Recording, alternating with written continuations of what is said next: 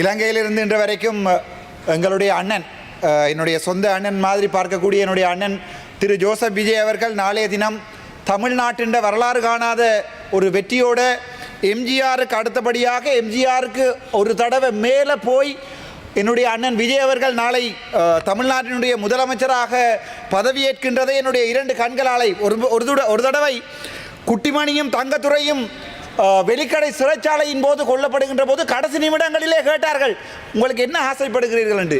அப்போது அவன் சொன்னான், என்னுடைய இந்த இரண்டு கண்கள் நான் செத்தா பிறகும் எங்களுக்கு தமிழீழம் கிடைக்கிறது என்பதை நான் பார்க்க வேண்டும் என்பதற்காக அவனுடைய கண்ணை குத்தி குத்தி இந்த சிங்கள காடியர்கள் ஒரு தடவை வெளிக்கடை சிறைச்சாலையில் என்று நினைக்கிறேன் குத்தி கொலை செய்தார்கள். அதே மாதிரி இன்று என்னை எவனாவது கேட்டால் உன்னுடைய கடைசி ஆசை என்ன என்று என்னுடைய தமிழ்நாட்டு முதலமைச்சர் திரு ஜோசப் விஜய் ஆகிய நான் என்பதை வாசிக்கின்ற போது அதை என்னுடைய இரண்டு கண்களாலும் பார்க்க வேண்டும் என்று ஆசைப்படுகிறேன். நேற்றைய தினம் நான் என்னுடைய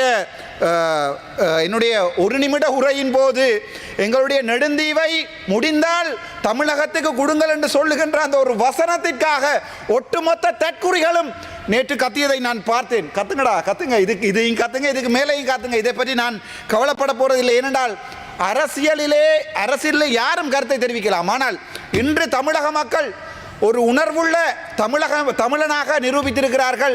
காலங்காலமாக ஊழல் செய்தவர்களை வீட்டை அனுப்ப வேண்டும் என்கிற ஒரே ஒரு நோக்கத்துக்காக, அது அதிமுக இருக்கலாம், திமுக இருக்கலாம், அல்லது திரள் நிதி என்று சொல்லிக்கொண்டு எங்களுடைய புலம்பெயர்ந்த மக்களுடைய பணத்திலே தன்னுடைய பிள்ளையையும் கொண்டு அமெரிக்காவிலே படிப்பித்த சீமான் என்கிற சாமானுக்கு இவர்கள் வடிவாக படித்திருக்கார்.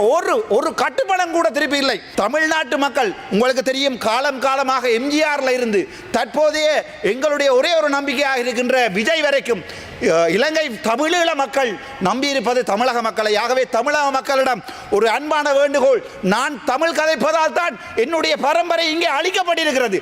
நான் கதைப்பது இந்த சிங்கள குகையிலே ஒரு தமிழ் கதைக்கின்ற ஒரு புலியாக கதைப்பதால் தான் என்னுடைய இனம் இன்று வரை பிறக்காத பிள்ளையை கூட தயார் போட்டு வைத்திருக்கிறார்கள்.